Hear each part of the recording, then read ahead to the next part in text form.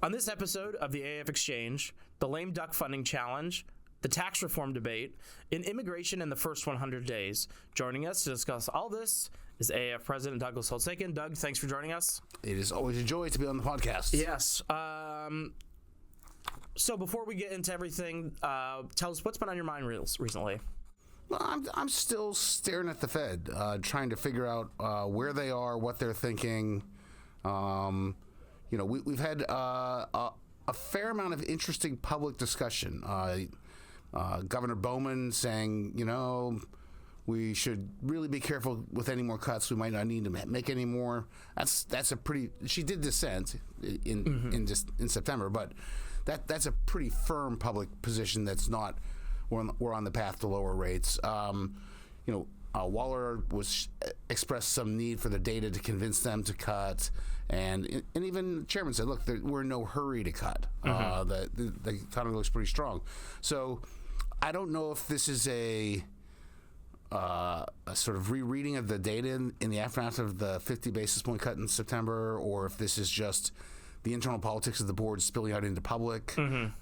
Could be either, could be both. But the data are, making it harder for the messaging, right? We've got a CPI that went up, not down. We've got a core CPI that's been stuck at 3.2 or 3.3 for 6 months. We've got shelter inflation that the Cleveland Fed just said is going to stick around for another 18 months. That's a third of the CPI. Now, I get it. That's not their preferred indicator. They want to tell everyone to look at other indicators. But, if people are living through what they buy in the CPI and the Fed's telling them inflation's coming down, the messaging is going to get hard. Yeah. And that's without reacting to the new policies of the Trump administration, which could make their life incredibly complicated. Right. Yeah, I'm sure. I think we've talked about in previous podcasts that they're definitely running the traps, the models on what a potential Trump presidency could bring in terms of inflation.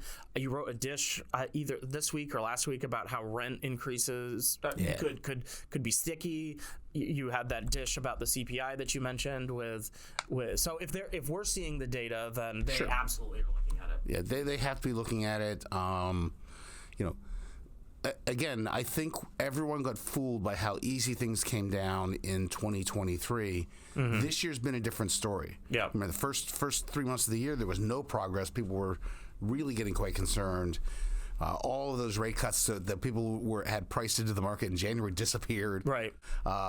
They did some cuts. Now they're like, well, and I would not be surprised to see them go on hold in December and wait and get more data not contaminated by hurricanes and things. Right. That's part of the problem. And also, if they're going to cutting on the new president's watch is a favor that he may appreciate, and he might not scream at them for 1 month. Maybe. Who knows? Yeah, we'll have to wait and see on that one. All right, let's turn to the lame duck session, well underway right now. Yes. Obviously, Congress's must-to-do list is the biggest thing. Can I say something on the podcast? So, what have they accomplished in the lame duck? Nothing.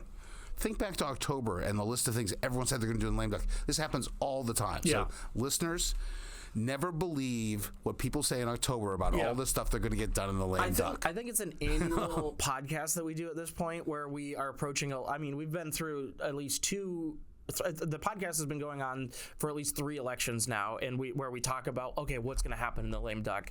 And I think every time we end the podcast by saying, all that stuff we just talked about probably won't even show up. Right. So, we'll have to wait and see. But anyways, there is one big must-to-do item on the list.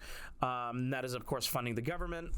Speaker Johnson has proposed a short-term funding gap bill to keep the government running past December 20th. That's the deadline. What do you make of this strategy? So the choices are do a big omnibus appropriations bill that funds everybody through September 30th and takes fiscal year 2025 off the table. That clears the decks somewhat for the new administration's priorities in the first couple months of next year. Or what Speaker Johnson has said, which is, no. We do a short-term CR into 2025, say March.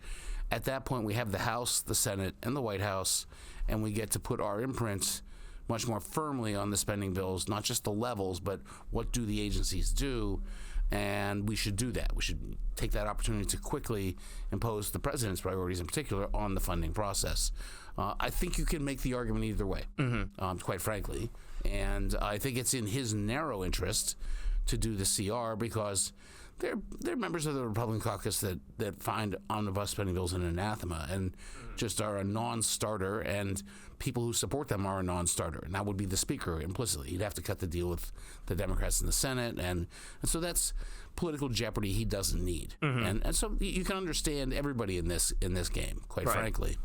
And I don't know. I think it's probably going to end up where the speaker is because he's the one who sort of sets the agenda. Right. Yeah, I mean, I know there's like this thought about like let's clear the decks and just get. It's not a crazy thought. Yeah, it's not. I mean, if you're looking at the funding and the debt limits, the idea of just doing all that in the lame duck and then just starting on taxes and the extension of or revision to the Tax Cuts and Jobs Act, that's going to be a hard process. Yeah. Yeah, over in the Senate, remember, they're going to be doing a lot of nominations. That's going to suck up a lot of the time, a lot of the oxygen. So do you really need on top of that a funding fight? Now, remember, the appropriations bills are going to take 60 votes in the Senate. So it's not like having control of all the chambers makes it easier. Well, it makes it easier, but it doesn't make it, just they fly right through. You're going to have to negotiate with the Senate Democrats. Get to yes. This question came up in our pre-meeting to talk about this podcast, and we'll talk about the tax bill later, or the tax stuff later. But do they have to wait to do the budget, the instructions for reconciliation before to get do you have to finish this fiscal year before they can start worrying about the next fiscal year? There's no constraint at all. They can come back January 3rd and begin the budget resolution process.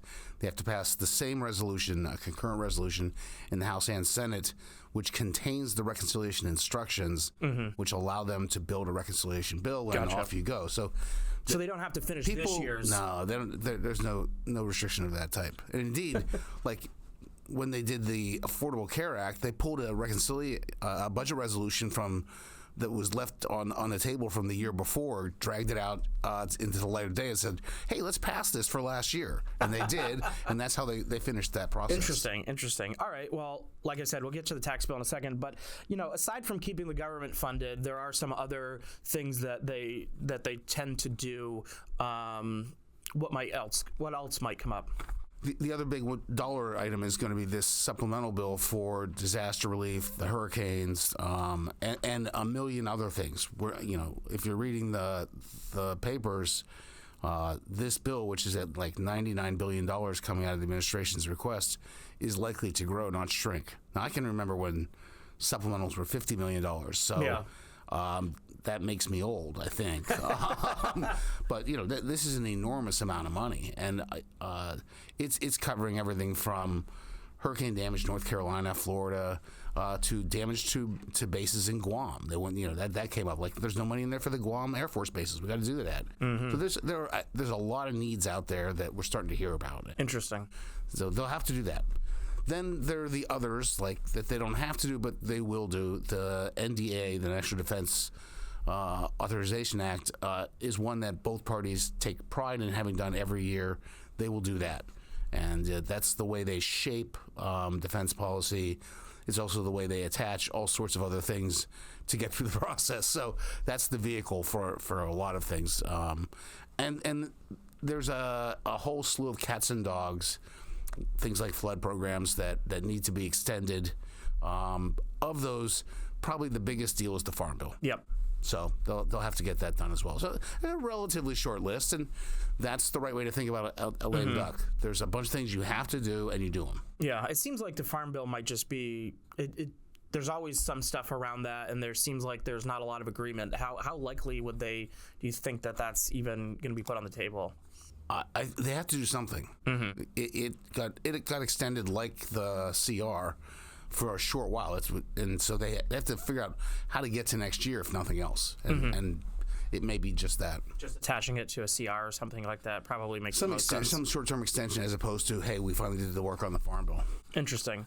Okay, what about the debt ceiling? I mean, that's looming over, that deadline is looming over all of this. Will it play a role in these debates? It could.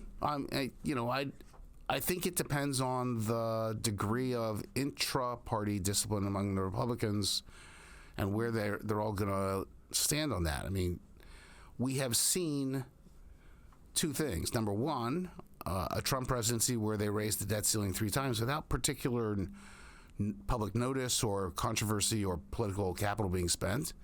And number two, a reawakening in the Republican caucus of the awareness of deficits and concern over them. And this has been more words than action so far. But if some of this turns into, no, we're not going to quickly raise the debt ceiling, then it becomes an issue. Yeah. But if they just line up as a party, salute and suspend this, most likely they'll suspend, because then you don't have to name a number. We plan to issue a bunch of debt. Just leave that. Let's just not mention that. Yeah. And then suspend it for how long? Well, till after the midterm elections would be a nice thing. Yeah. So count on that. Yeah. That's where I think they end up. Interesting. Yeah. I mean, you mentioned it's a time when people pay attention to the deficit. Well, we just had one of the largest single-year deficits in history. And it's not just the 1.8 trillion. That's a big number. It's 6.3% of GDP. Yeah. An economy at full employment, not at war. I mean, that's not a good thing. It's the fact that over $1 trillion of it was interest. Yeah. So you've got, borrowing just to pay interest on previous borrowing. If that doesn't frighten you, it should. And now we're starting to see, I think, genuine concern over this, as opposed to faux concern, which we've seen for years, but no action. I mean, Right. we just did things. It's the biggest difference, and I think it's worth keeping track of, because it's the biggest difference to 2017 when they last did Tax Cuts and Jobs Act. The fiscal condition is so much worse. Yeah. Speaking of taxes, I said we were going to get to that, and we are. Here we are. Yesterday, you testified Let's see, before that's one of two things that's reliable in life. We're going to do death in this as well. Here we are. No promises. Yesterday, you testified before the Congressional Joint Economics Committee regarding the upcoming tax debate. What were your key points?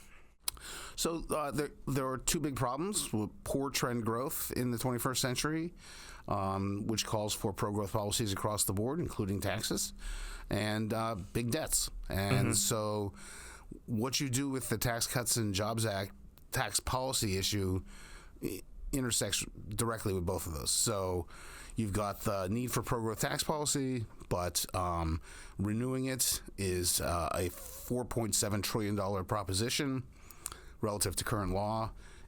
A different way to think about it is that it keeps current policies in place, and current policies gave us $1.8 trillion in deficits. And so you're not making any progress if you just renew. But that seems to me the minimum bound. So what I said is, look, when you think about this, there are these trade-offs. The minimum is you do current policy, and anything that would add to deficits beyond current policy, you pay for. That would include everything the president proposed on the campaign trail, which was, as you know, a pretty extensive list. Yeah. So that, to me, seems like the minimum you ought to do. And then the gold standard would be to do, in reconciliation, a deficit-neutral tax reform and probably spending reforms to make it deficit-neutral. And that would be the gold standard because, number one, it would represent $4.7 trillion of progress on the fiscal problem. Good. And number two, they could make it permanent. If there are no deficits created, then you don't have to sunset things, which is why we're in this position. So they could do pro-growth tax policy, pair it with the spending reforms they need, and both would be permanent with no sunsets involved. That, to me, is the gold standard. And that's what I would hope they'd aim for, but I can't promise you they will. Yes, I mean, you've definitely, you and Chairman Brady had, I think up to 3 Wall Street Journal op-eds basically emphasizing, it's an important time to build on the success of the TCJA, rather than just extending those current provisions. Yeah. And that would be the gold standard, And here's something to keep in mind. Again, I think there's a lot of confusion about this out there because people are talking about more tax cuts. The truth is, the basic proposition is to extend what we have right now. So extend current policy. That's not going to change the growth trajectory very much. Yeah. Right? You're going to keep doing the same thing. Yeah. So this notion that somehow that we're going to get a big either an explosive increase in deficits or an explosive increase in growth. Neither is true if all you do is really extend. Right. You've got to do better policy. Yeah, it's the same policy. I mean, so what are some of those? What are some of the things that Congress should focus on to make this a better bill? I mean, I think you do the things that they had to phase out that were really good growth policies, expensing of investment, expensing of R&D investments, things like that. Those are no-brainers to me. You do that. You then really clean up in some way the taxation of pass-through business income. That's more than half of all business income. It's now taxed on individual returns. You worry about high tax rates on business, especially smaller ones. That's part of the concern about letting the sunset. But in a bill that represented great simplification, the Section 199A pass-through regime is a great complication. And I just don't think anyone is happy with the outcome, and they should try again. Right. And that's the place to focus. Interesting. Yeah. And I mean, it's important to also continue a lot of these provisions because I think we've talked about this numerous times. Businesses aren't leaving headquarters aren't leaving the country anymore. We're keeping the corporate reforms were a huge success. Yeah. And you can fine tune the international regime, the so-called GILTI and BEAT and FDII. These are all sort of international tax provisions. They need some work. But the real thing would be you simply don't want to let a sunset happen on more than half of business income and hammer every small business in America. So that's not going to happen. The question is, what's the most efficient way to avoid that? Interesting. All right. Let's move on to my favorite section, the trivia section. Oh, I thought this was the one when you left. Anyway, go ahead. No, not yet. So you're not that lucky. I changed it up, so I'm not asking for a number this week. I'm asking for a letter. V. Yes. I'm asking for a number of letters. Oh dear. President Biden's regulatory cost total stands at about $1.8 trillion. About the same as what country's GDP? Australia. Correct. Yes. Yes.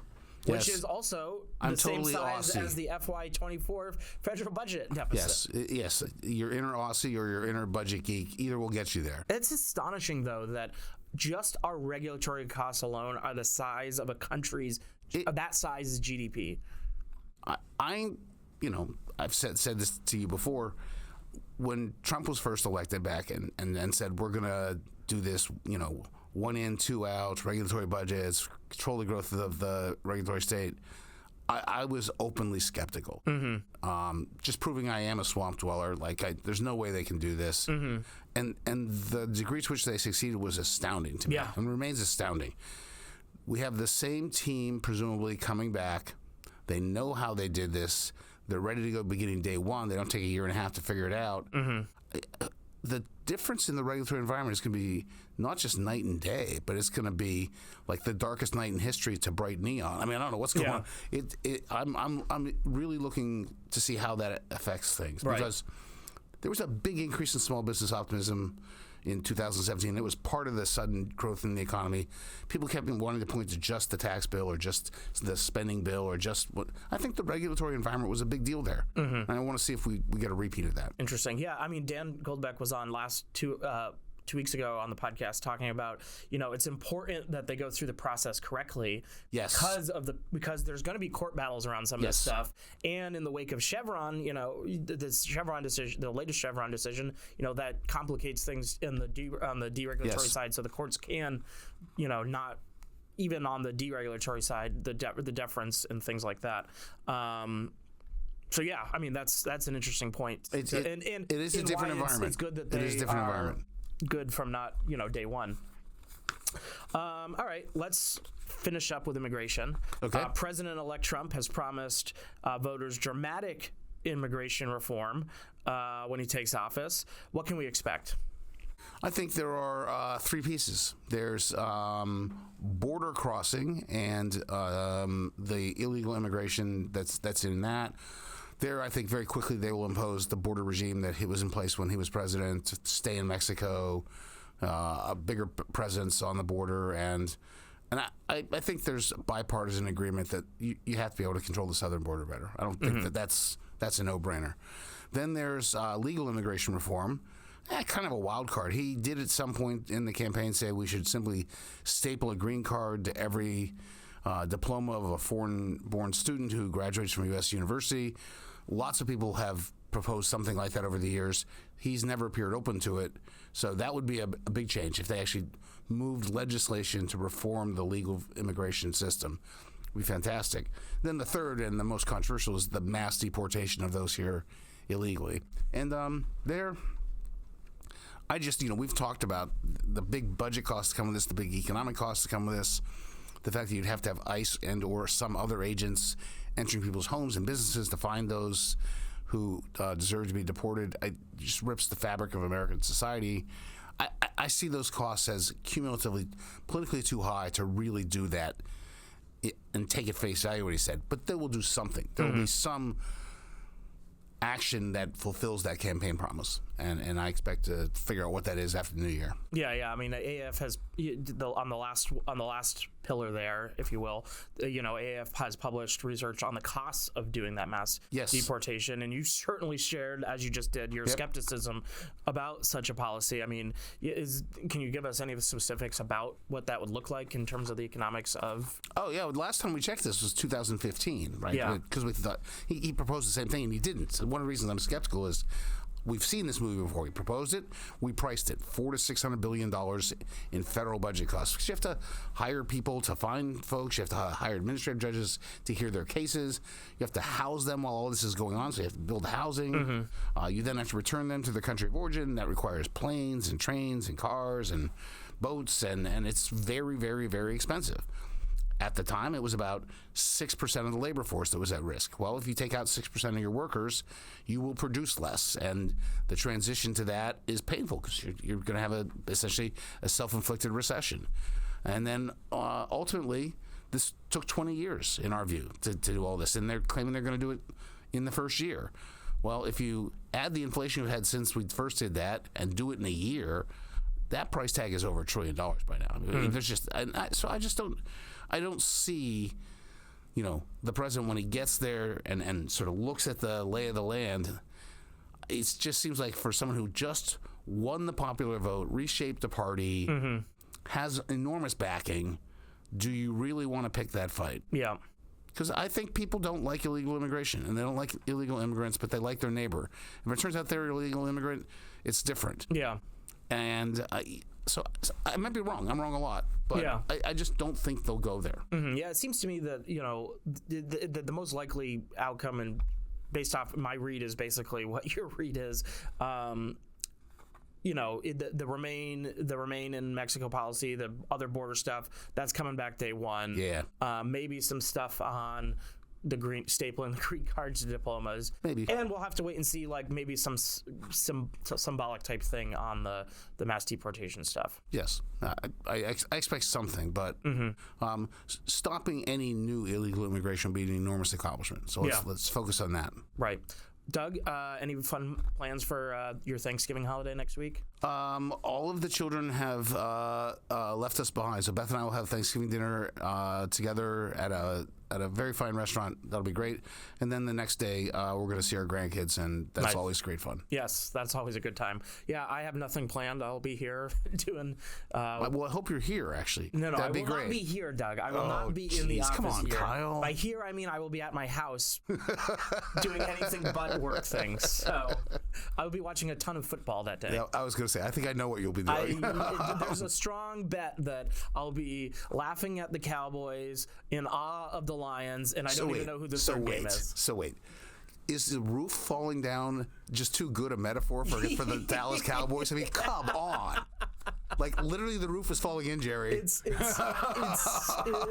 perfect metaphor. We'll leave it at that. It's unbelievable. All right, Doug, thanks for joining us, and I'll see you in a few weeks.